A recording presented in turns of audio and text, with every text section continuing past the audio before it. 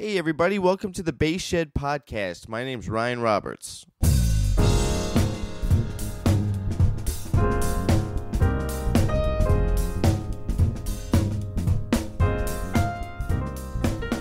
you doing, folks? My name's Ryan. I would like to welcome all the new listeners. Thanks for checking out the podcast. You can also find information at facebook.com/thebasshed, Twitter @BassShed, Instagram @TheBassShed. There's a YouTube channel. There's links to all of it at thebasshed.com, and you can email me at ryan@thebasshed.com as well. You can sign up for the newsletter that goes out probably a couple times a month, right? Letting everybody know what's going on with the content on the website as far as upcoming guests on the podcast. And you can sign up for the newsletter by texting the word SHED, SHED, to 66866. Once again, that is the word SHED, SHED, to 66866. On the podcast today is jazz vocalist Gina Saputo. Gina's got a new record out titled Duetto with piano player Matt Politano. The record is fantastic. I can't say enough good things about this record. The interplay between them is really great. She sounds amazing. Matt sounds amazing. They never lose the nature of the song, and that's something I'm listening for when I listen to records. Is how much of it are they still in the tune, and how much of it is just blowing for blowing's sake. And they really keep the nature of the tune. They don't get lost in anything else. But that's not to say that they're not exploring ideas, right? There's just a lot of nuance in how they're doing it, and they're still keeping it in context, which is a big deal for me in playing and also in listening. She's also going to talk about some phrasing ideas that she utilizes about how to kind of displace the phrase a little bit, and how to bring out new ideas within a phrase, and it's all about where you start and stop. And she's going to talk about her approach to that, which I thought was great. And those are ideas anybody can utilize, because we're always just playing phrases, right? If it starts somewhere and stops somewhere, that's a phrase. And so she's going to talk about that, and they are elements that any improviser can use as well. There's a lot of good stuff there that she's going to discuss. I want to take a second to talk about D. Lakin Basses. Dan Lakin, who is a co-founder of Lakeland Basses, has a new company, D. Lakin Basses, and they are customizable basses. Dan definitely knows his stuff about bass construction and the history of the electric bass, and he loves to talk with individuals about what they're putting together and what they want, and how to get the bass that they're looking for. And Dan knows how to make that happen. I have a P bass in production with him, and him and I are also talking about doing some things at NAMM this year, so keep an eye out for that. I'm sure I'll be talking more about it, but go to the website, dlakenbasses.com, drop him a line, tell him you heard about it from the podcast, if you did. You can also learn more by listening to his episode of the podcast, Dan Lakin. I hadn't seen Gina in a while, and it was great to hang with her again and touch base about what's been going on with her in her career. I had a lovely time talking with her, and here is my talk with Gina Saputo. That's cool. All right, we're live. All right. Gina Saputo, welcome. Thank you. Yeah. Thanks, Ryan. Let's start with your new record. Now, I've known you for a while. We're going to get into your backstory, too. Oh. But let's start with the record. One, I'm gonna fanboy out on this. Okay. Like, I loved the record. Oh, good. I loved the record. Oh, thank you. Yeah, there's a lot to be said for it. There's a lot of nuance in it, which I love. That's Matt Politano playing, right? Yes. Politano, I love playing with. He's great. He never lost the tune, which was great. It was a very in-the-moment thing. Totally. And the whole record feels like it's at a club. There's like a nice pacing to it, too. There's not big gaps between the songs. Yeah. You sound amazing, as always. Thank you. It swings really hard. I also want to talk to you. We'll get into this. I want to talk to you about phrasing because your vocabulary on how to phrase. It's pretty deep. Thank you. Yeah. Nice song selection. What was was there a concept in the song selection? Yeah, I mean, in the song selection, what I wanted to do was familiar standards, ones that I love to sing, that are not too predictable, but a lot of familiarity. Right. And then also some deep cuts, ones that I feel people should know that maybe they don't. Sure. Which ones on there were that for you? So I Could Have Told You is a Frank Sinatra tune. Yeah. And a lot of people don't know it, and it's such a cool tune, and I remember hearing it when I was about 12, Carmen McRae singing it, and I thought, oh my gosh, this is like the coolest song, and I really related to it, and I remember learning it when I was young, but I never sang it. And then about 3 years ago, I found the sheet music to it, and I started to relearn it, and I had remembered it from when I was 12. Oh, crazy. And then I just started to sing it, and I just kind of fell in love with it, and every time I would do it, musicians that were in my band and stuff, they would be like, oh, this tune is really cool. I've never hear anybody do it anymore. Yeah. I recently learned that there have been a couple other artists. I think Tierney Sutton did it on her Sinatra record, which I didn't know. And then there's a couple other artists that have done it, but it's pretty rare, to be honest, to hear this tune. And it's such a cool tune. It's very relatable lyrically, and the melody's so pretty. It's really fun to sing. So that's one of them for me. And then the other one that is sort of a deep cut is I'm Scared. Right. Which is the Sarah Vaughan tune. And she did it when she was really young. Okay. And it has this like very young, sweet, innocent sound to it when she sings it. And I can't even name one cover. It was really hard to find the music. Yeah. I had to contact a guy to get the sheet music. Now you got a guy. I got a guy. Now you got a Sarah Vaughan guy. Yeah, I got a guy that you can like send him any tune. Like, I can't find this tune, and he'll email you and have the original sheet music. Really? Yeah, he did that. Where's this guy located? I just want in a cave somewhere, like nobody knows. He's completely off the grid. He's in Venice. Okay. Oh, he's a Venice guy. Yeah. That makes sense. A bunch of sketchy folks out there. Yeah, he's just this like older gentleman who he's called the Song Scout. Okay. I shouldn't actually give out my information, but he's really hip. No, he comes to the Lighthouse, and he like came and was like, "Hey, if you ever need a song, you can't find it." Yeah. So I kind of was like, "Oh, I'm gonna test this out," and so I think he might have actually found me. I Could Have Told You as well. Okay. Because I can try and transcribe different versions and stuff, but I find that like if I have at least a copy of the original sheet music, I feel more confident that I'm doing it the way that it was intended. Right. I heard that on the record and kind of noticed it, that you weren't trying to reinvent the wheel at all. Right. Like it was still really honest to the core of the tune. I think that as I've gotten older and sort of more experienced in it, I think when I was younger, I tried to be a little bit, I tried, I guess. Right. And now that I'm older and like, I just appreciate the simplicity of the songs themselves. And I feel like it serves the music more if I can just sing the tune. Right. And that doesn't mean I don't mess around with it and play with it. But I think that, there's a lot to be said for just singing a melody. Like on I'm Scared, I don't think I changed almost anything. I think I sang it exactly as written. Okay. There was maybe a couple little things, but I kind of wanted to just keep that one just because like the melody itself is so cute and it's so playful and sort of innocent. I just wanted to keep it just as it is. Yeah. And learning to express without changing things and using inflection and mood. Right. I think has been something that I've been trying to challenge myself to do more of within the music, like to say more with less. Sure. So what's the process for that? Well, first I have to learn the original music as written. Right. And study the original sheet music and then listening to a lot of different versions of it and then really thinking about like what is the lyric. And then when you were talking about phrasing, I try not to sing it with the same interpretation that someone else does. Right.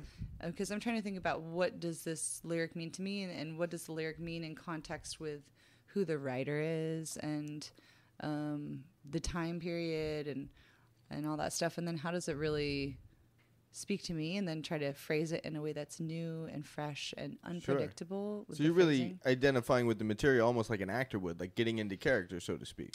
Yeah, and I almost don't think of it as a character. I try to just think about it as if, I mean, I guess it is, but it's not a character. It's me interpreting.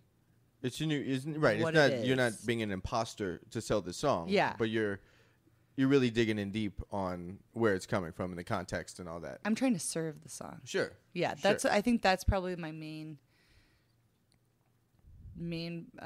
idea, is that I want to serve the music, and the more research and time that I spend on it and just love I put into it, and also not trying too hard to be, I feel like, at this point in my career, like I don't really have anything to prove. I don't really, I don't do it for anybody else. I do it for me. Sure. And so that makes it a little bit, it kind of lightens my burden. Right. It takes that off the back, but not in a self-focused way. You're not doing this to showcase yourself. You're doing this to interpret the music and present that. Yeah. Sure. No, I mean that's the tallest. That's the tallest order. That's the thing we all achieve. We're hoping to achieve. Yeah. To get ourselves out of the way. Yeah, exactly. Yeah, right. Yeah, I think that's the goal we're all going for. Even though sometimes I feel like it's easy to be distracted by so many different elements that can happen in the music and in the moment that can kind of take away from that. And I think I just... Now, as a vocalist, has it been a process to release to that serve the music concept? Or because if you're on a gig, right, you're the voice of the gig. So everybody's glued onto you, and they're just kind of playing on their phones until you come back to the melody. That's just how it works. So everybody's checking you out now. So you're getting a lot of the attention. Is it what's I guess the process been to just like, this is the tune, like that's it, I'm not going to try to prove myself? Or were there major moments throughout your career, or like big kind of bombs that you learned? Yeah. I think so. I think like self-reflection, like after my first record, I mean, I almost hate to say this actually the display right here on the table. It looks like it should be a photo, like the Gina Saputo collection. Yeah, I just reordered a bunch of CDs, so he's looking at a stack of the plethora that I have right now that are out. Yeah, it's, every time I've recorded, I've learned something for sure. And I think with the first record, Tierney Sutton produced it, and I think I was trying to please her. Okay. When I sang it, and so I sang a little bit differently. And also, it was my first professional recording experience where, like, when I did my first EP when I was 17, I had only heard a few jazz singers, and I just didn't have, the wherewithal to know anything. I just kind of had fun, and it's totally cute, but that record, I think I was trying to take it more seriously, and I think that sometimes is the problem, is when you're trying to do something, you take it too seriously, and then that comes off. And I remember one of my fans saying, "You sound sad," and I was like, I didn't feel sad, but I think it was just the way that I was trying. Like I was probably a little bit too in my head, a little bit with that, and then. The funny thing is, like, after that, I think I went a little bit more extreme. And then with the next live record, I was having so much fun that I think I lost a little bit of the precision. Okay.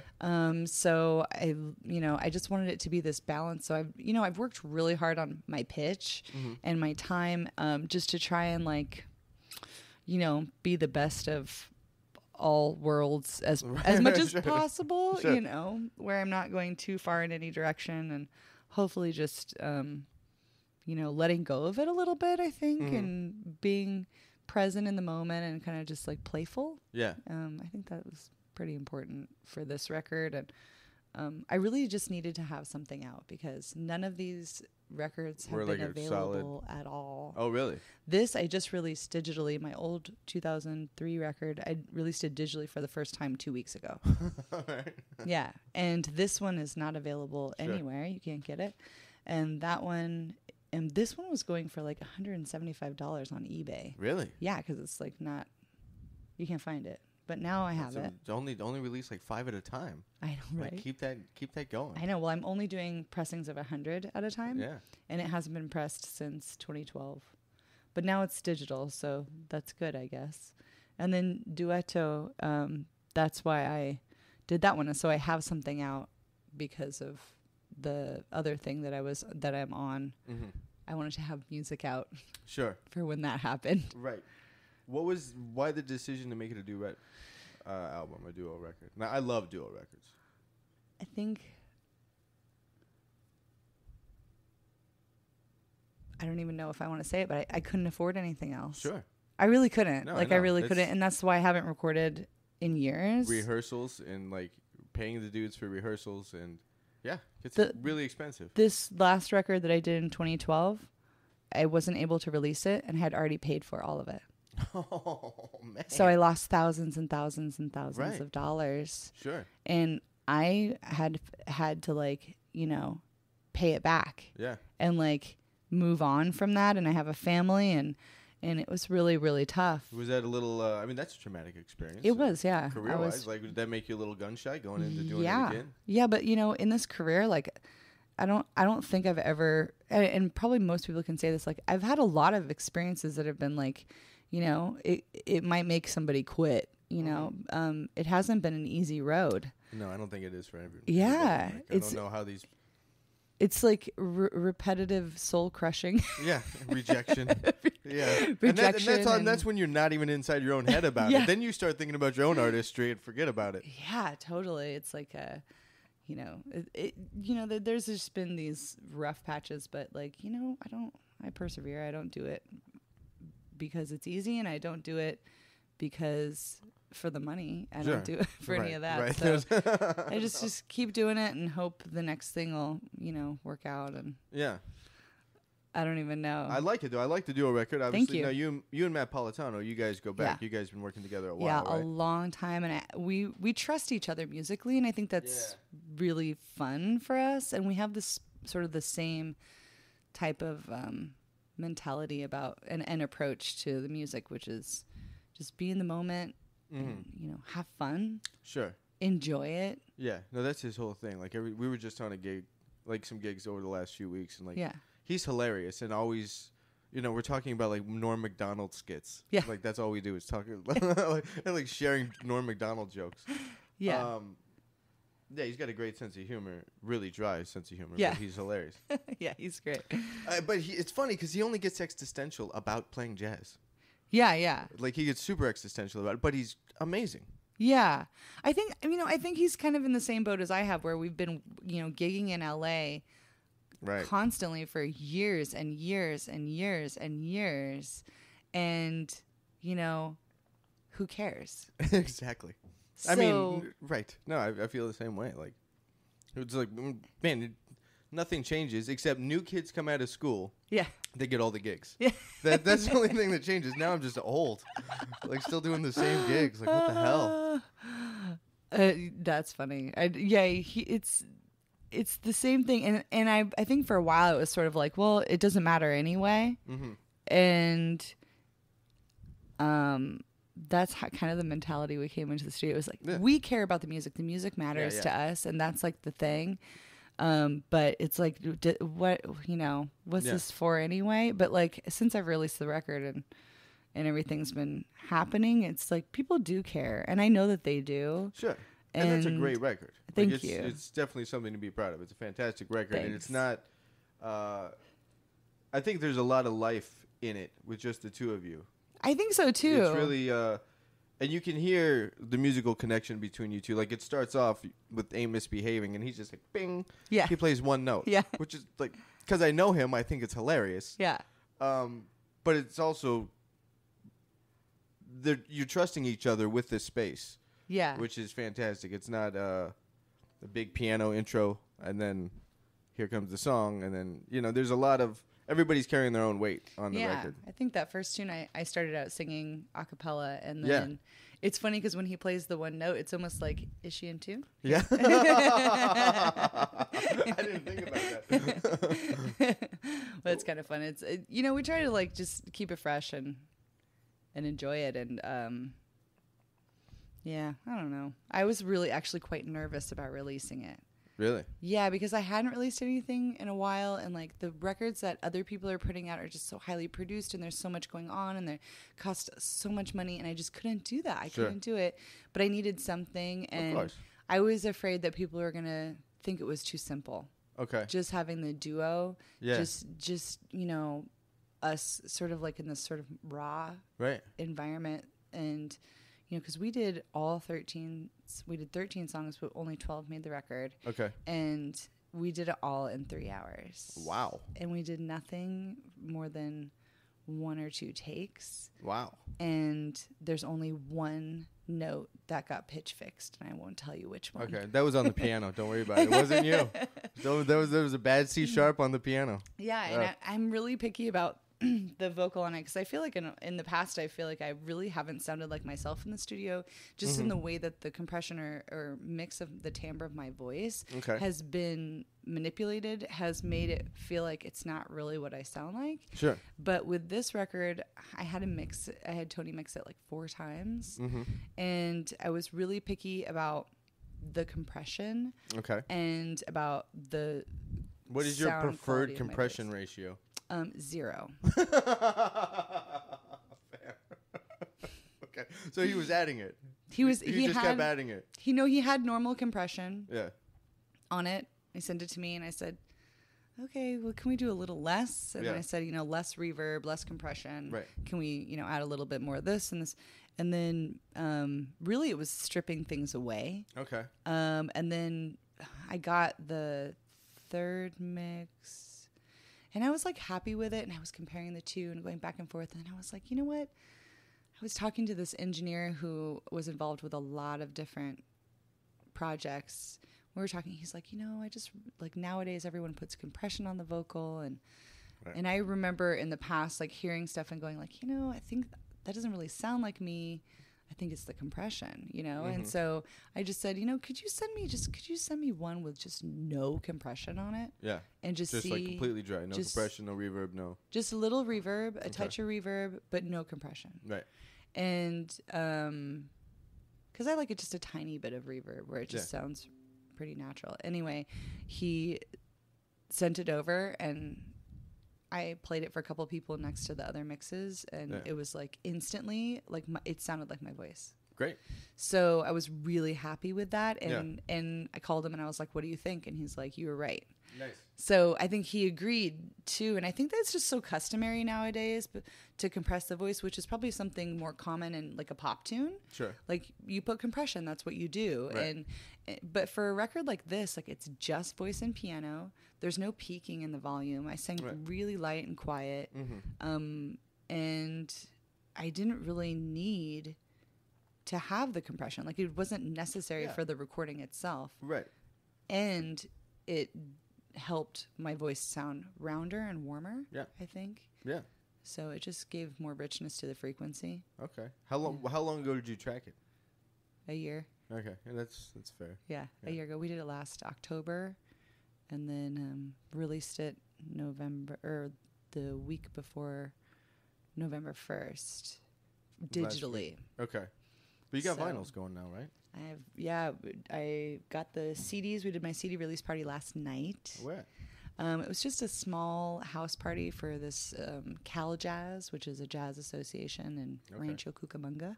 All the way out there? Yeah. Right. They do house concerts, and they book the Magic Castle, and they do. Sweet. Yeah, they're very cool, and I've worked with them many years. They're since like I think it's 2007 or 8. Okay. I did a couple gigs for them here and there, different venues. Yeah. So this is the second time Matt and I have done that concert, and this was our CD release, and we did really well. It was really fun. It was very intimate, and cool. We did the whole record, and nice. Yeah. Nice. Yeah, it was very cool. That's cool. I'm hoping to do a bigger CD release at the end of January or early February. And that's going to be when I have all the vinyl and everything. Right, That'll be the big bash. Yeah. Are you going the whale? I don't know. I've been talking to Vitello's, but Is this something else now?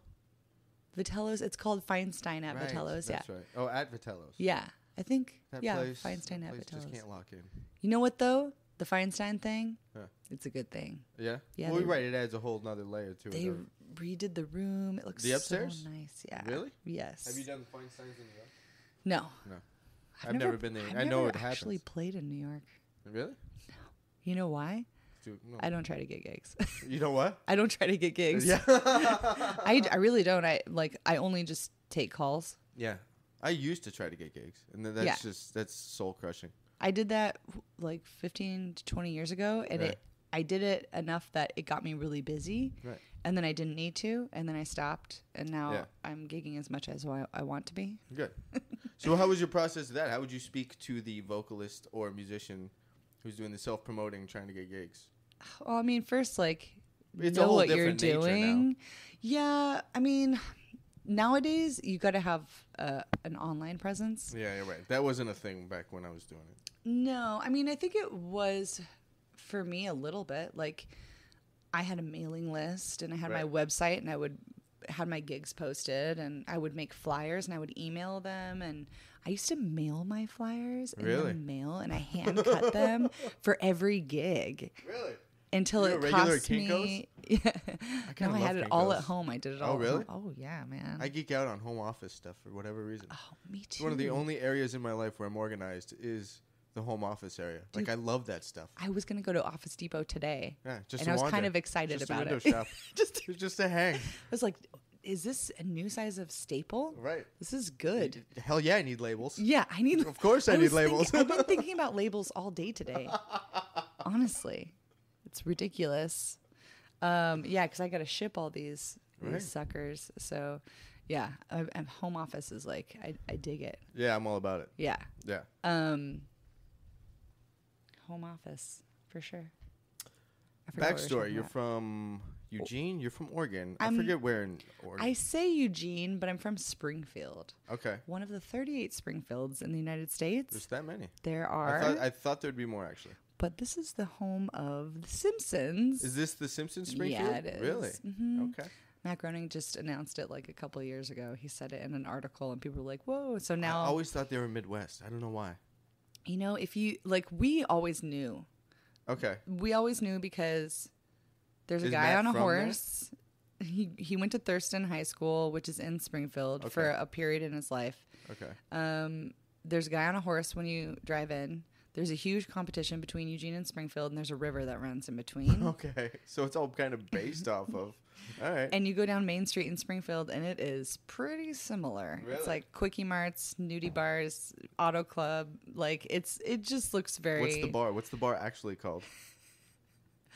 I forget know, what it's called in The Simpsons. I don't really watch this. Moe's Tavern. Yeah, that's right. Well, Moe's the bartender. Yeah, but isn't it called Moe's Tavern? It might be called Moe's Tavern. Yeah.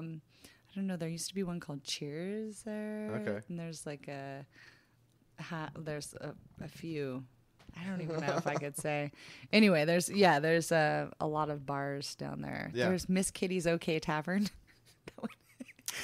I remember when they renamed it. Cool. So crazy. But he also in Portland, he used to live in Portland. There's like a whole area in Portland where the street is Flanders. There's Bart Street. There's Homer Street. Really? Yeah, all in one area. And there's a couple other names that are all Simpson related within a very small block. Yeah. Interesting. Yeah. So it was kind of like common knowledge. We just suspected, but it was confirmed like recently. So there's a huge like Simpsons mural in my hometown, and yeah, they're into it now. So now, when did you come to LA for college? When I was 18, okay. I got a scholarship to go to USC. Right. You studied with Tierney. I did, and Carmen Bradford and Jennifer Barnes. Okay. Carmen Bradford is the Count Basie singer. She's amazing. She's still doing it? Yeah. Wow. Yeah. She's incredible. Wow. Like, amazing singer. And then Jennifer Barnes, she runs the program at North Texas. And she's fantastic. Okay. And Tierney, of course, who's amazing. Sure. So, yeah, I got to stay with some cool singers there. They're great. And then I did a little bit of studying with Nina Freelon after that, and Carmen Lundy. Okay. And they were both super killing. Yeah. That was all out here? That was at the Monk Institute, yeah. Okay. Mm-hmm. What years were you in that? Just 1 year. Now the Herbie Hancock. Yeah. Now the Herbie Hancock Institute. Whatever it's called, yeah. It was 2005 when I was in it. 4 to 5, yeah. So I was there. I think I was in it for like 5 months or something. That's cool. It's a good, cool experience. It was amazing, yeah. There's a bunch of other vocalists. No, I was only the second singer ever to be in it. Really? Gretchen Parlato was the first, and I was the second. Oh, cool. Yeah. It was cool. Nice. So then after that, you graduate in what year? I didn't graduate from the Monk Institute. Right. But I graduated, went to Japan. How does that work, actually? Like, I didn't do the Monk thing. Well, I thought about it. The year Ben Williams won was the year, I think that that's the competition, so that's different. Okay. The competition, and then there's the school. All right, so tell me about the school, because I don't know anything. All I know is, like, I was going to do it the year Ben Williams won. So that's the competition that happens in D.C. Right. So that is, they choose a different instrument every year, and then you compete, and then if you make the finals, like this year they're doing guitar. Okay. And Will Brom, who's from L.A., who's amazing, he made the top 10, I think, or finalists. So he's going to go and compete in it at the Kennedy Center, which he's going to do great. Yeah. He's amazing. Yeah, it's the same organization. Basically, anyone who wins that competition, or even runner-up, or even third place, like, you're going to have a great career. It's the American Idol of jazz. It's what it is. Totally is. Absolutely. Right. The school is one of the hardest schools in the world to get into. It's between 6 and 8 students every 2 years are selected from all over the world, one per each instrument, whatever band makeup they choose. Okay. So it's pretty, it's not super structured with, like, 4 vocalists, 4 bass players, 4 drummers. It's one band. Yeah. So it's like really intensive. Yeah. The year I was attention. in it was Ambrose Akmusiri on trumpet, and Will. Oh my gosh, I sound like such a jerk right now. It's been a long time. No, I don't think anybody's gonna be. Tim Green on alto. Okay. Walter Smith on tenor. That's an amazing Chris band. Dingman on vibes. Zach Harmon on drums. Yeah. He just Joe moved back Saunders there a couple years ago. on bass. Okay. Roman Cullen on piano. Okay, I did it. Nice. I'm not such a jerk. Doo-doo-doo. Yeah. Yeah, let's not talk about it. Cool. Moving right along.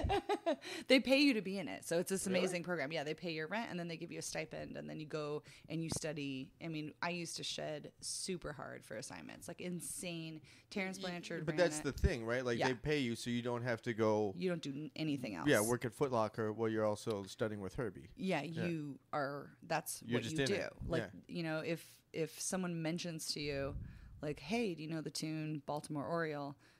The next day they're going to expect you to play it. Right. So it's like very intense. Sure. How much of that do you put on your current students? Do you kind of bring that same level of intensity? Do you have the freedom to? Because I think students are getting lazy these days. Well, I think that it's the students that I have are. Where are you teaching out of an establishment right now? Yeah, I teach at Musicians Institute full time in the bachelor program. Okay. And the students, like, the thing is like, that's a contemporary music school, so most of them want to be not jazz singers. They want to be, right, pop singers, pop stars, indie rock, and singer songwriter, and a lot of other things. I have rock singers, I have metal singers, and if you want someone, if I'm gonna do the exercises that we did in the Thelonious Monk Institute, you have to already be strong. Pretty strong in the jazz idiom. Right. So no. Yeah. I don't have the opportunity. Like, I'm not trading sixes and on rhythm changes at 340 and then changing dropping a bar every step time key. you trade on a blues. Yeah. It's like, I'm not quite doing that. Right. We're not doing modal writing. Sure. With Wayne Shorter. But I mean, doesn't happen. I think a lot of that work ethic, like a lot of the students that I have don't have that strong of a work ethic initially, but some of them, you know, they get inspired into it. Yeah. And I have high expectations of them. I want them to work hard because I know if they work hard, they're going to sound better. Sure. So I always say, like, you're going to sound as terrible as you let yourself. Like, if absolutely. you want to, you know, it depends on what you want. So right. I just try to, you know, encourage them to work really hard for it and, like, be passionate and fiery and, right. you know, constantly challenging yourself. And I push them hard in that regard, but it's because I really want them to be able to reach their dreams, you know? Sure. I want them to be and successful. find their musical, you know Zach Matthews?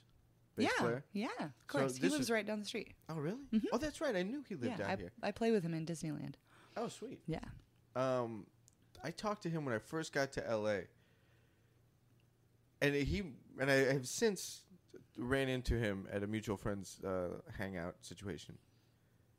But I haven't talked to him in like 10 years or something, longer than that. But he said something that stuck with me. He's like, whatever keeps you passionate about the bass. Yeah. And I loved that. And that shaped my teaching perspective. Like, I don't really care. There's no curriculum here. Mm-hmm. Whether you want to learn the Beatles or John Patitucci, it's fine. Mm-hmm. But if that's what keeps you excited about this, because I'm excited about it all. Mm-hmm. And just trying to keep the student engaged is, I think, a noble endeavor. Yeah. Sometimes, but then I don't know. Do you feel like you have to confront students? Like, what is it? You have to find out what gets them excited about music, or what they're connecting with, and maybe you have to decode it for them. Like, okay, you're into Carole King, so is it the storytelling, songwriting? Is it something specifically vocally? Yeah, I mean, in the setting that I'm dealing with my students, I teach vocal technique. Mm-hmm. The levels 3 and 4. There's 4 levels. Okay. And then I teach sight singing 3 and 4. Mm-hmm. And then I also teach vocal performance in the bachelor department. So the structure that we have, like, I allow them musical freedom to choose the songs that they would like to choose. For which class? Depending on which class. Okay. So bachelor vocal performance, they can choose any 4 songs in a quarter. Okay. They have to make master charts and deal with a whole TA band. So they have a whole band of TAs. And then I work with them on working with the band and their vocal performance and all that. That's a big thing. I'm glad that that's taught. Like, singers that know how to dictate what they're going for. Yeah, I think that communication is, like, so important. Absolutely. And just, like, how to cue a hit, like how to lead an ending, how to sing while leading your voice. I mean, I'm also teaching them how to, like, check a mic properly. Yeah. Like, what are you looking for when you check a mic? I'm so picky about that. And a lot of singers just don't know. Right. I mean, I can't tell you how many times they come into class and I'm like, mic check, mic check. Yeah. I'm like, but they're just doing it because they're in front of a mic. Well, I'm like, what are you listening for when you do that? Like, you're just saying it's on. Yeah, right. You're hearing if it's in the speaker. Yeah, and like guitar players spend their entire lives thinking about tone. Right. Like, thousands of dollars. Yeah. and their pedal board. Their pedal board. Yeah. I want to make a guitar player joke there and just say, and their pedal board. Yeah, totally. That's exactly it. And it's like this complete and utter just obsession with tone. And then a singer will go up to a microphone and be, mic check. Okay. And then they sing. It's like, what the heck? You didn't even check your highs. You don't know how much reverb is on your mic. Sure. You didn't see if your tone is even. You didn't do anything. There's no interaction with the sound guy. Like, what is going on? Like, why would you let that happen to your voice? Right. Because it can make or break a performance. Right. If you end up then, like, pushing it. Yeah. I mean, also just like, you know, if there's too many highs, you're not going to get the roundness of the lows. You're not going to have a warm vocal quality. Like, if the reverb is a plate and you're a female singer, you're going to sound tinny and brassy in the upper range. All these little things that, like, singers just don't learn. Sure. Did you learn that from on-the-job training? Or did you? No, I don't think anyone ever taught me how to check a mic. But I think after years and years and years of gigs, like, I just got picky. Oh, yeah. Because I can tell, like, if my mic isn't EQ'd properly, if I have bad sound, the audience will talk. Right. But if the mic is EQ'd properly, and your sound comes through, and they can hear the intricacies of my voice, right, they'll listen. And it's just such a dynamic difference. Like if there's not enough presence and I don't mean volume. It's not a volume thing. It's literally the sensitivity just of the microphone. Totally. Would you? What microphone do you bring? Do you bring a mic to your own gigs? I'm assuming. I just got a new one.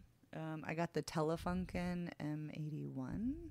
I don't know that much about mics, but I know that that's a great brand. Like I just did this movie score of all solo bass. And I went to my engineer friend.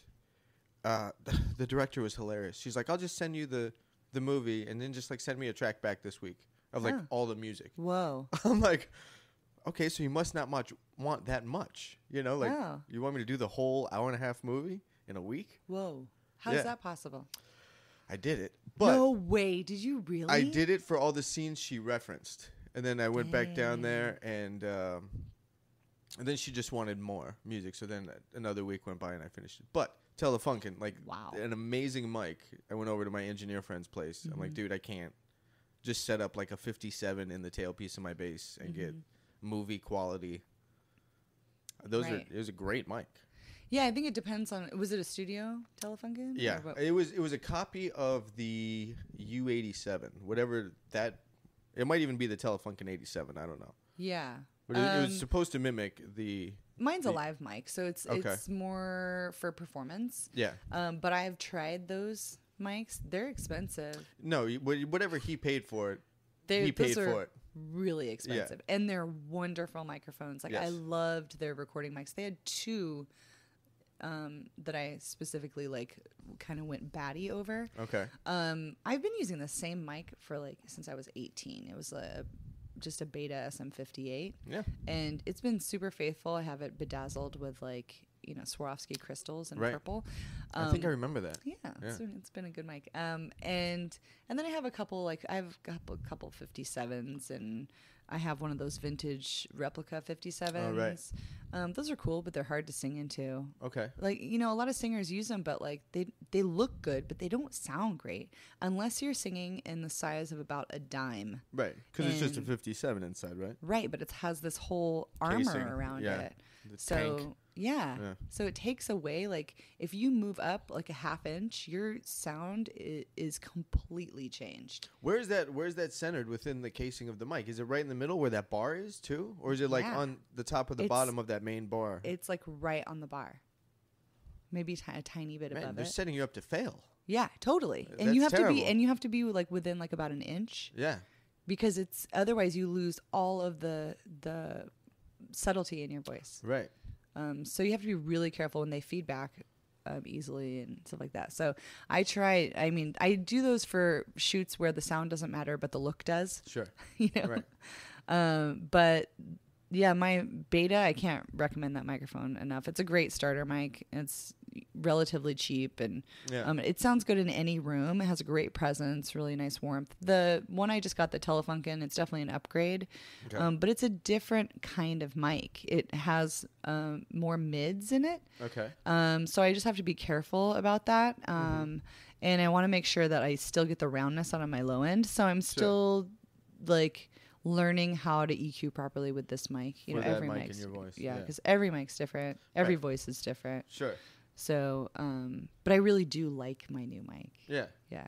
That's great. I mean, it's you also talk to your students about knowing the equipment that they're traveling with, similar to a guitar player or instrumentalist. Like I was just over at Gary Wicks's house the other day, like borrowing a bow from him, and then we just 3 hours or something of just geeking out. Yeah. And like, he runs back to the room, like, check out this bass. Now let's check it out through this amp and this thing and this thing. And I don't know why I love doing that so much, but it's so much fun. Yeah. Just to geek out on gear. I could geek out for hours on gear, but I don't think most singers do. That's not a common trait in singers. But I have a lot of, I have like the Chaos Pad and. I remember that, yeah. Yeah, and I have, I haven't pulled that in a long time. But I also have my own PA that I just used it on Saturday night. I just like, I guess it's funny because I'm picky, but I don't spend a lot of money on gear. Right, I don't either. Yeah. Like, I'm aware when it's good. Yeah. But I don't, I'm not gonna, I'm not a gear guy. Yeah. But if I'm there and that's the hang, then I'll nerd out about all of it. Totally. Yeah. But in my own time, like, I'm not. Yeah. Yeah, like, I got other things to do. I like to look at it, but I don't necessarily. And nowadays, it's like I usually don't even have to bring my mic to the gigs. They're usually wireless where I go, and I don't even have to think about my gear. I mean, I bring my mic with me everywhere I go. Okay. But you know, on the Goldblum gig, I don't bring my mic. On any of the Disney stuff, I don't bring my mic. How regular do you do Goldblum? Well, I've been doing it for 6 years. Is that on like a rotation with other singers, or are you pretty much like you're the singer in the band? That's a good question. Do we need to go off record for this answer? No, I mean, I'm kind of like I would say I'm their rehearsal singer, and I'm the one they use the most. But they definitely have a rotation of other singers, and they have a singer that they call mostly for the road gigs and stuff like that. So, but you know, I'm singing with them Wednesday. Oh, dope. Yeah, and I learn all the arrangements and do all that, and I was involved in the record and none of the other. That just came out, right? Yeah, November 1st. Yeah, I did one of these with John. I forgot when. Yeah, when his record came out. Oh yeah, Ponderosa. Yeah, right, his record's great. Ponderosa. Ponderosa. Yeah, his record is amazing. Because I didn't see it coming. I thought it was going to be super straight aheady. Oh yeah, I know. I was surprised see any of that too. Coming. It was fantastic. It's so funny because I've known John for a long time, and he's also from Oregon. Yeah. And when I heard it, I was like, "Oh, Oregon." Oh, really? Just took you right back? Yeah. Just like it feels like I didn't expect that from him because we know him as a straight ahead jazzer. Sure. But when I heard it, I was like, "Oh, okay, I totally get it. Yeah, it makes sense." No, I thought it was great. Yeah, it's really nice. It's a beautiful, beautiful I don't want to record. lose track of this. I have a tendency to do that. Phrasing. I want to talk to you about phrasing. Yeah. When you're connecting, you know, you talked about connecting to a tune and the historical context and listening to other versions. That's our starting point for the conversation, and I don't even really know the right question to ask. Okay. Are you phrasing it based on lyrics, or are you just hearing the musical idea in your head, and then that's how the lyric comes out or the phrase comes out? You know, if you straighten out the eighth notes a little bit or cut notes shorter, all these little articulation things. One, I guess I want context on that. Who are some singers that really made a big influence on you for that, for the articulation range? Because you have a really broad range of articulations. And then how much you'll pull back on the time or how much you'll kind of be more on the beat. There's a lot of characteristics and kind of devices that are happening. You know, I love Carmen McRae. Sure. And I think she's probably been the heaviest influence on me. Okay. And I love Sarah Vaughan. Yeah. Like love. Right. Like love. Like love. But I love singers in general. Like I listen to a lot of singers. Mm-hmm. I don't think it's any one. Of course, it's like just a broad influence of all these different singers. But I think really when I'm in the song and I'm trying to do it, what I'm trying to do is make my phrasing unpredictable. Ah, okay. Because number one, I get bored really easily. Sure. Number two, you get bored really easily. Mm-hmm. And I want it to be... yeah, that's good. Thinking about the audience. Yeah, I just I want to make it interesting, and also I want to make it genuine to the moment. Sure. So, it's about the way that the phrase is interpreted. Mm-hmm. But the element of surprise is that's the dominant concept behind. I try not to make it jarring at all. Like I don't want it to be like a punch in the face, like haha, you weren't expecting this. Pop, you know. Instead, I'm thinking about like how do you ease somebody into a new mood or a new interpretation, just like you would in a conversation. Sure. So I try to think more about like how do I make this apply to how I would actually say it. Okay. You know? Right. Like you can say no one to talk with or no one to walk with all by myself, no one to talk with, I'm happy on the shelf. But, you could also say it 25 other ways. Sure.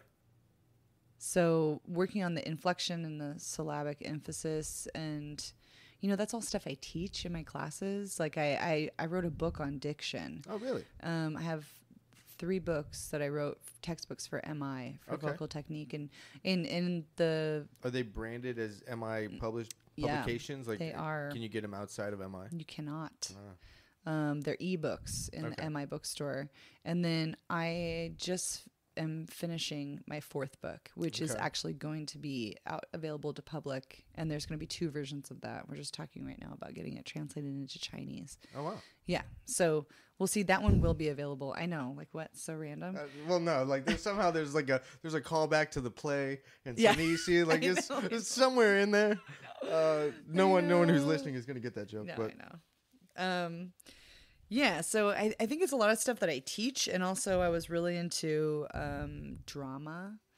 But that's growing up. Now that's another thing I noticed when listening to your record, is it's, how do I say it? It's not that. There's not like this heavy tone of cabaret in it at all, or there wasn't ever like, okay, well, since it's only voice and piano, now the character has to be bigger to take up some of this space. Like the song was presented and delivered appropriately for the song without going into a big show. Yeah, I think it's understated. Yeah, I don't think like I don't think that no one would listen to this record and say it's cabaret. No, not at all. Related at all. No, it's like it's just solid jazz record. Yeah, I think it's just very like, it's funny because I think some people thought it might be more of like a Rat Pack thing. And it's totally not that either. Right. It's really not. So, I don't know. It's hard to describe it, but I want like this sense of flexibility, and the idea of freedom and risk is hugely enticing to me. So, in the moment, like I can say it so many different ways, and it's just tiny little inflection. It's more of subtlety, and it's more about like I want it to be genuine, right?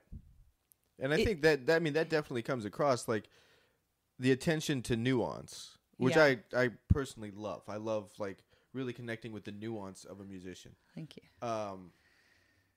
And then it's, there's times where it's not as subtle. Like you'll really pull back on time or throw in a blues lick or something, but it's not all that. There's no gratuitous run in there, or campy Sinatra crooner vibe. Yeah. Thank you. Yeah. No. That being said, cutting a record of all standards, you run that risk. Were you nervous about that going in? Like, I don't know. Falling into that? Like, I don't know if you personally would, because that's just not where you're coming from with this music, but. Yeah. It's funny because like when I hear, like I think that there's an expectation of a singer. There's an expectation of a jazz singer. Sure. But I don't think I'm that. Okay. And I don't think I ever have been. I think my whole career people have been telling me singers are this, singers are that, singers are this, and like tried to like put me in a box before they ever even heard me. Sure. I mean, that's happened so many times. What do you identify as that box, or what did you feel that was being kind of projected on you as a singer as that box? Singers don't know how to read. Sure. Singers don't know what they're doing. They they lose their place in time. You're not a musician, you're a singer, like that, I think. Yeah, and sort of like this expectation that you don't have this flexibility, that you aren't inside the music, that it is acting. Right. But it's not that for me at all. It's like, you would never accuse a piano player of acting. Right. You would never accuse a trumpet player of well, maybe you would. I don't know. Right. Then there's sarcastic musician jokes to all this. Yeah. But yeah. Yeah, I'm sure. Yeah, and I just like I remember being lectured for like 45 minutes during a private lesson once from a guy who'd never heard me sing. Okay. And just talking about how much he hated singers. And the whole time I was like, yeah, I feel the same way. Like I don't never hate singers. I love singers, but I just think that like the perspective I'm coming from is from a well-trained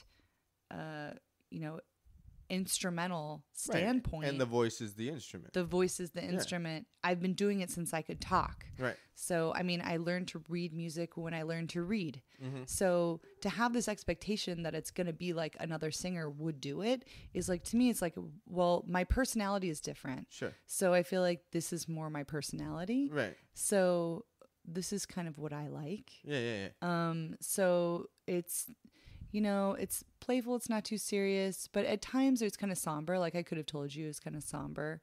But I think it's in the mood of the song and the lyric. And I just try to experience the emotions that are going through it while it's happening. So rather than acting, I'm actually experiencing it. Yeah, I feel like that comes across as well from both you and Matt. Like it's very in the moment.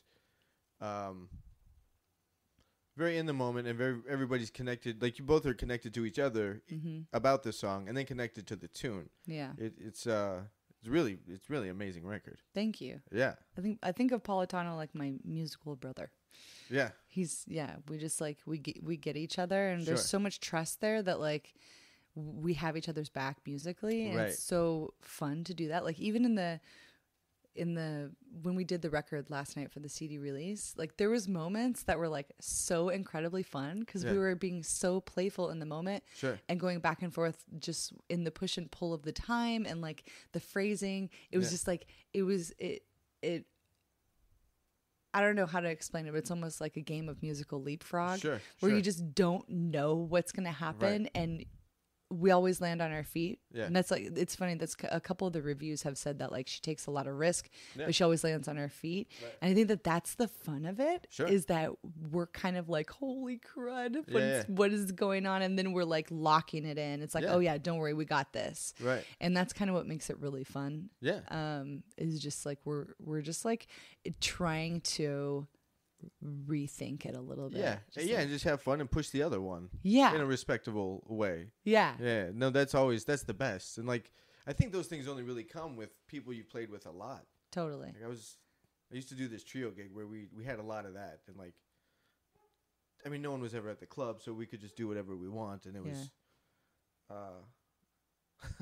I used to describe that trio as like the man cave trio. Like just the three of us would show up, do whatever we want, make a mess, and then go home. Yeah. Like it was just like but it was so much fun because you really couldn't screw up. Like any idea that was going to be happening in the moment was fair game.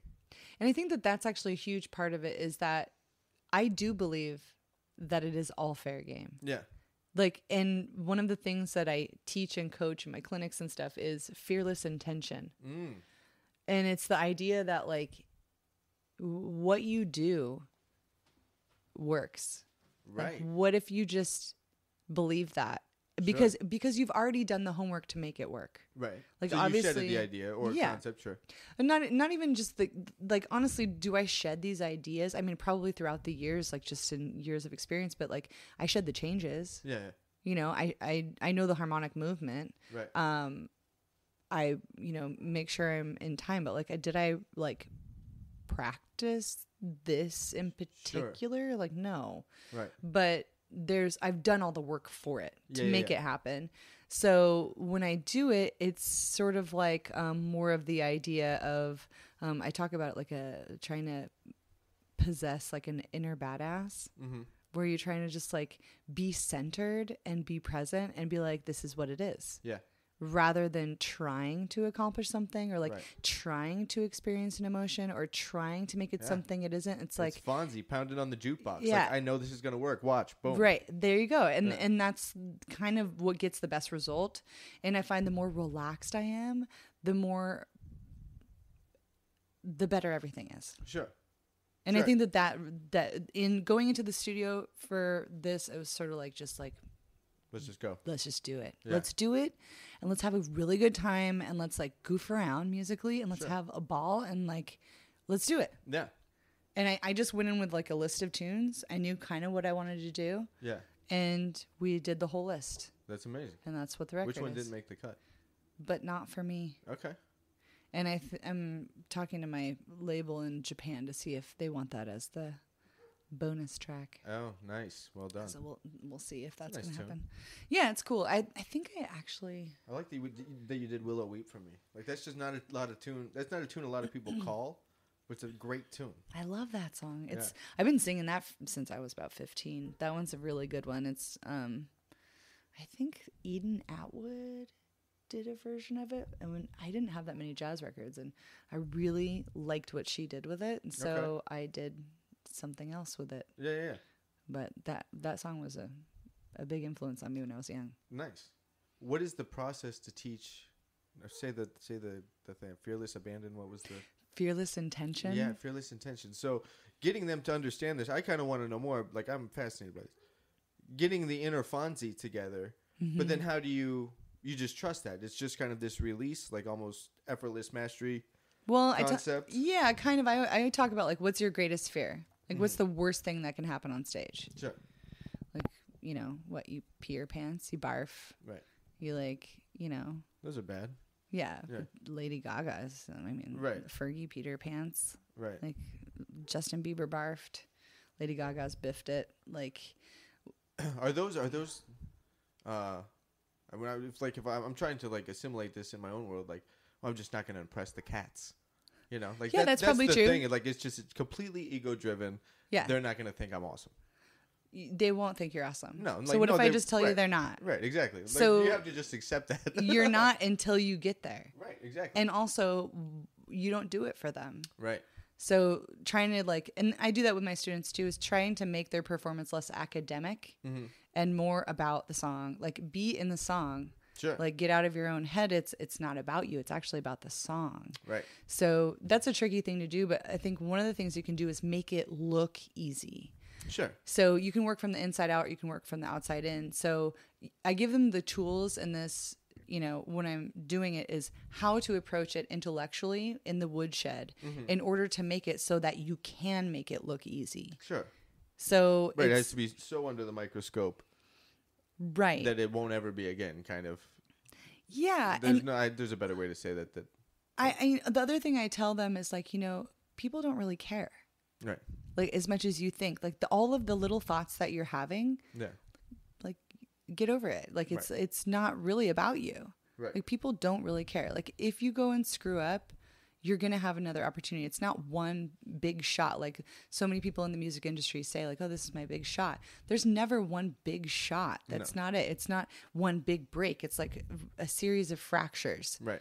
And like, every time it doesn't go right, you learn and you do the next thing. If you come back stronger every time, you do won. It better. Yeah. Yes. And that's the game. The game is do your best and learn and absorb and continue to push yourself to be better and constantly be working on it and examining and listening and working towards serving the music. Sure. I feel like that's relevant for every musician. Yeah. All the time. Right. Yeah. And I think that a lot of the singers I deal with, they just want to be famous.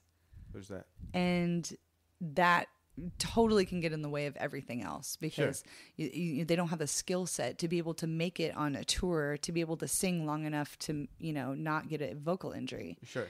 So, and that you see that on the industry a lot. Like these singers, like, they're just not trained well enough to make it happen. So I just teach them like, to work hard in it. And, for like the scat workshop where I talk about fearless intention, I think, Sonny Rollins says like, you can't improvise if you're thinking. Mm-hmm. And I think that's not a direct quote. Like I know that's the gist of one. But I think that that's really important is that you can't be thinking while you're improvising. Sure. And so what you have to do is get to the point where you don't have to think. Mm-hmm. So what I have is like, I have like a whole graph that I use to describe like how to arc a solo with all of the different options to practice and different elements that you can add in, talking about back phrasing, front phrasing, compression, rhythmic ideas, polyrhythms, triplets, chromaticism, different scales, and then how to approach it. So on any tune, the first thing a singer should do is learn the root movement. Okay. Obviously, you're going to learn the written melody first, and then listen to about 15 versions, as many as you can. And then I do root movement, then thirds, then fifths, then sevenths. And you have them go through and sing that also? If you pick Emily, they go through and sing all the thirds to Emily? Mm-hmm. Okay. And then guide tones, so thirds and sevenths, and then arpeggios, and then scales. And the arpeggios can be inversions. That's totally fine. Sure. But scales for sure, up and down. It doesn't have to be any particular scale as long as you can go like eighth notes through the chords up and down continuously. Sure. Then you're going to have a way better knowledge. By the time you're doing that, you already, like by the time you've sang the guide tones, the harmony's in your ears pretty much. So if you do that work with repetition, I mean, nowadays there's no excuse why not to do that. Everyone has iReal Pro and like there's so many apps that can help you. And, it's just... Do you also, do you stress piano knowledge as well to be able to accompany yourself well? Yeah, that's... Yeah, for sure. I think that's... I mean, I wish I would have spent more time with piano when I was in music school. I was playing gigs with my piano teacher's man friend or whoever that guy was to her. And so she just kind of passed me like in college, which at the time was killing, because then I didn't have to practice piano and I could just spend time practicing the bass. Oh, man. But huge backfire. Yeah, totally. Like huge backfire. That's one of my biggest regrets is that I didn't take piano as a kid. Yeah.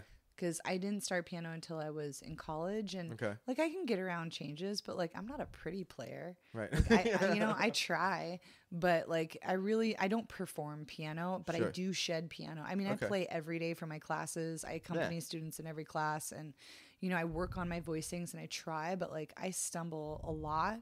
And my soloing is like a kindergartner on the piano. If you can do it, you're further ahead than me. I can pound out some changes. Yeah, enough to write. Yeah, I can play changes. I can accompany myself a little bit, but I would never want to take a solo. No.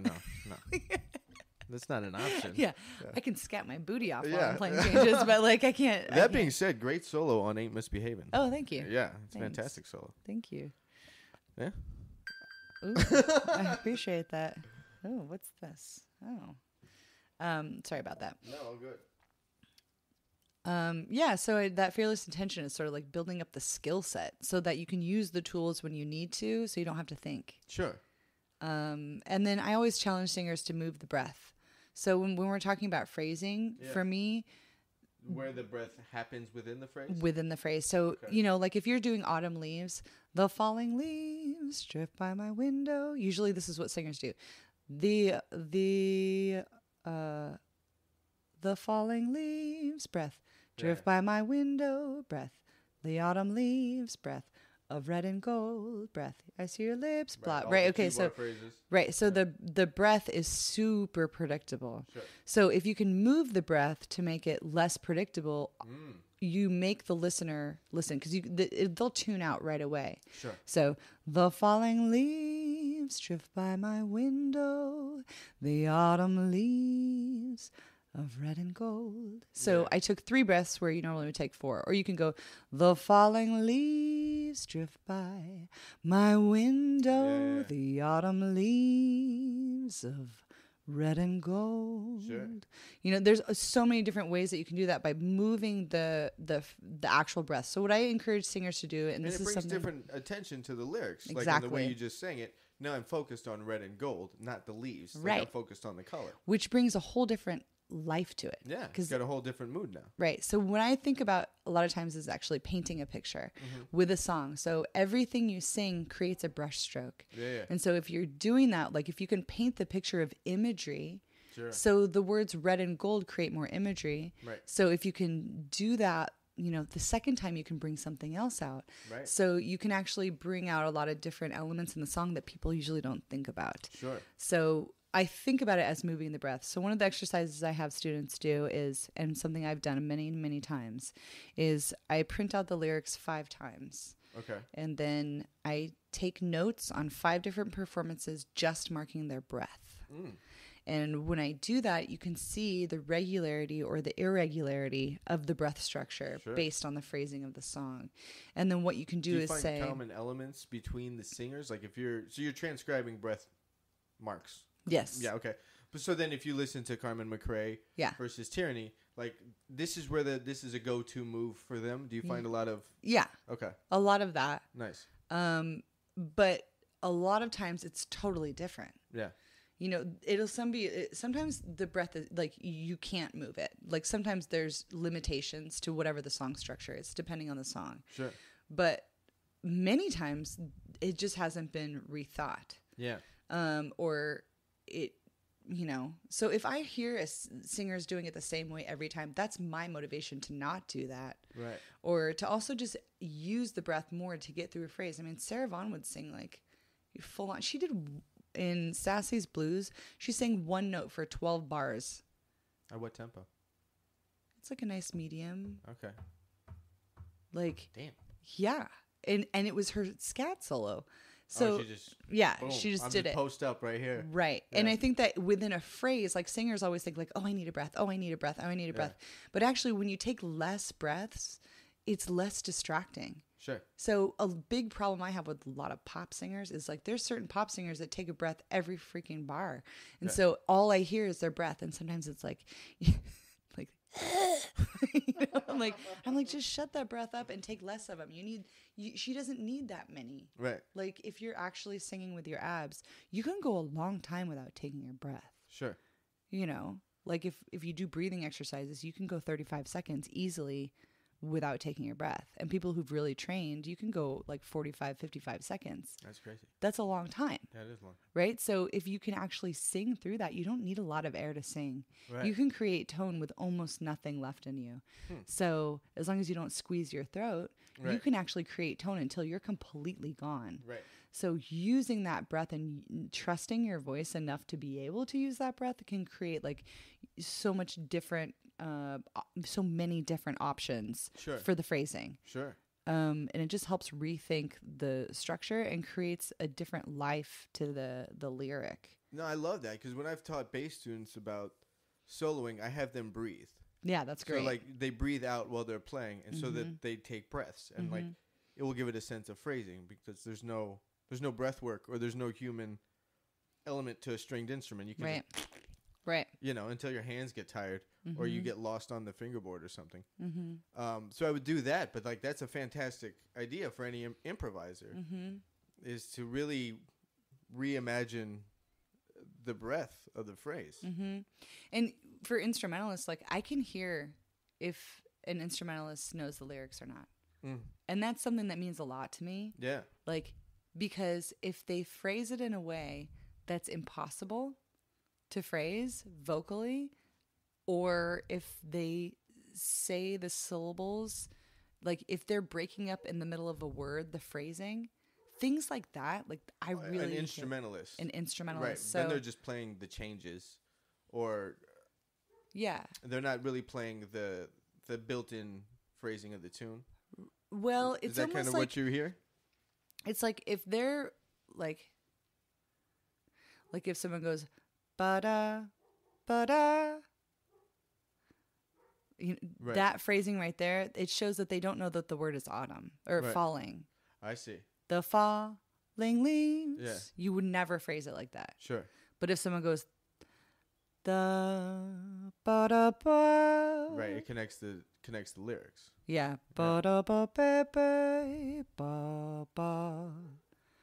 Ba, ba. They took a breath in the middle of the word autumn. Right. So things like that, like I listen for and I know. Interesting. And usually, instinctually, instrumentalists don't do that if they know the lyrics. Right. Because they're thinking about the melody, they're thinking about the lyrics. So instead of thinking about the chord. Right. Or whatever they want to do rhythmically. They're not thinking of the melody note as being one isolated note. They're thinking about it in the context of the melody. Yeah. Which has to do with the lyric. Right. So, I mean, that's like, it's obviously, it's not like I'm like going like, oh, you don't know the lyric. I never do that. Like Just call them out on the bullshit. That's bullshit. Yeah, that's not how it goes. No, I don't do any of that. I just listen and hear. But you can hear like the seasoned players. They play like they know the words. Sure. And like you were saying, actually, is like that interaction that you got with that trio on that gig over the years, like that happens at the higher levels of music. Sure. Like people value listening. Right. Like you want to play with each other. Oh, that was great. You want to react. I looked forward to that gig every week. Yeah. Like nobody was there, but who cares? Like we knew the book, and then we knew how we had bastardized all those songs, and then it just kept evolving. Yeah. It was so much fun. And those type of gigs are so different than the other gigs. Yeah. And to me, it's like a drastic difference because regardless of whether someone else is listening, I am. Sure. So, I don't really even do gigs anymore where they don't listen. I don't need to. Right. Because the people who call me, they know what they're calling me as a jazz singer. They're like, this is what it is. It's a listening presented music, not just post up in the corner of a gastropub. Right. Yeah. And Like even the big bands I sing with, they're really interactive. We're all goofing off on stage and having a ball. Like we're listening to each other and keeping ourselves entertained and keeping. And that's a big part of it. I think it's just like I'm just trying to entertain myself. Yeah, right. Isn't that all of it? Like you really get into like all of this. Like what the hell am I doing here? It all comes back to me. Yeah. Like trying to get validated for something because my mom didn't back in the day. You know what I mean? Like it's not even for me. It's not even valid. I don't need to be validated, and I don't. It's helpful, sure, but I just want to have fun, and enjoy the process. And when everybody's listening and everybody's shows up like that, it's the best. Oh, totally, it's the best. You can't recreate that ever. It's like you're one weird moving organism. And that's how it is with Matt. I feel like when we're playing, like he's a weird organism. You're absolutely like it feels like we're both weird organisms. And we're sort of like it's sort of just like this weird push and pull and like let's what? Oh yeah. Yeah, exactly. No. Oh really? Right. Oh yeah. It's like a poker game. Yeah. Like all right, I'll see you. Yeah, let's. And now I raise this. Yep. Yeah. Yeah, it's just like that. That's so exciting to me. It's like way more fun than just going on a gig and then everyone looking down at their own little books and like that makes me want to cry. Yeah. Like, well, I don't do it because that's not why I do this. No, that's not what got me into it. And that's I don't want just the quality of life too. Yeah. Like I don't want to be that guy. Yeah. Yeah. Thanks, no thanks. Yeah. Cool. So where can everybody find your record? I'll have a link up for it on Apple or is it on Spotify? Is it on all the things? On all of the digital things, and I have a exclusive limited edition pressing of my vinyl, which is going to be deep rosso red vinyl. There's only 250 copies being pressed, and I'm only putting up 200 for sale. For now. And they are for pre-sale on my website, where you can also get the record, the CD. I'm taking orders for the hard copy. The hard copy of the CD. You can see Ryan. I have boxes of them in my living room all over. Yeah, and you can also get any of the past CDs that I have out. Well, not all of them, but some of them. And then also I have a crowdfunding on there as well for my next project, which I would like to do full trio, of course, and use some horn players on it too. I have some ideas of the concepts I want to do. And then also Matt and I want to do another record of more experimental music. I'm really into like weird music and like what? I don't know, have you ever talked to Matt about the 90s? No. Me and Matt have done duo gigs where it's all 90s grunge music. Yeah. I actually have heard about this. Yeah. And I'm totally into that. But what I like is really angular, strange melodies. So they come from all over. There's like one song from this Japanese singer. Her name is, I forgot, but the song is called Kuki. Okay. And it's really weird. And I do like a Sia song that's very angular and kind of strange. And there's a song from... the movie, this cartoon Adventure Time that I love. Okay. And it's really just kind of like modern melodies in a jazz context, like with the same old school vibe. Okay. But like, weird classic melodies. Oh, classic vibe, not old school like a 20s. Yeah, classic. Right. Yeah, classic. It's the same style as my record, except these melodies are really wild. Right. So I think that would be really fun. That's just an idea for as another duo project. Nice. And then, I want to do a super killing trio record with horn players. So that's what I want to do a super killing. Yeah, man, that's what I want to do. I just wrote a couple of cool arrangements, and I want to make those happen. Do you write tunes? Do you write original material? I write arrangements, and I do have some originals. Like my first record has an original, and it has two originals on the Japanese version. This one just has one. But I don't write as much as I used to. I used to write quite a bit. Yeah. And that's a goal of mine, is just to write some more. Yeah. And I think, the thing is when you're writing, sometimes it's hard to trust your ideas, that they're good and valid. And, at this point, it's like whatever it is good and valid. So just make it happen. Yeah, there you go. That's it's back to that circles back to the idea. Yeah. I keep forgetting the name. Fearless intention. Yeah, there you go. Yeah, that's my bag. Done. Gina Saputo, thanks so much. Thanks for having me, Ryan. Yeah, thank you. What's your website, Gina? My website is www.ginasaputo.com. That's ginasaputo.com. Ding. Ding.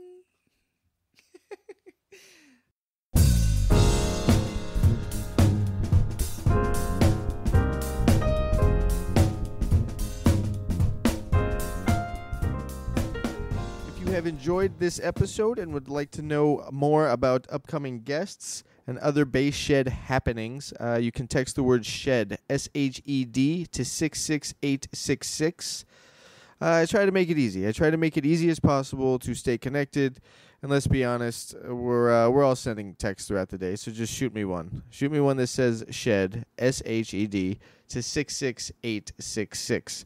And we'll get you plugged into the newsletter. You can also hear previous versions of the podcast at Apple Podcast, Spotify, Google Podcasts, and Stitcher. Please take a second to rate the show. And if you'd like, you can donate to keep this thing happening. There is a link for that at thebassshed.com/podcast. All right, that was my talk with Gina and her discussing her new record, Duetto. Make sure to check that out. Go to ginasaputo.com. And buy the record. Just buy the record. Music has value, right? I'm assuming it does to you too because you're listening to a podcast about music. So buy the record. ginasaputo.com. Also, I didn't think I was going to leave that talk with her being educated on the history of The Simpsons. I didn't see that coming. But I'm glad it went there. I'm glad to know more about the TV show The Simpsons. That's her story. I'm sticking to it. Make sure to check out the record. And I will catch you on the next one.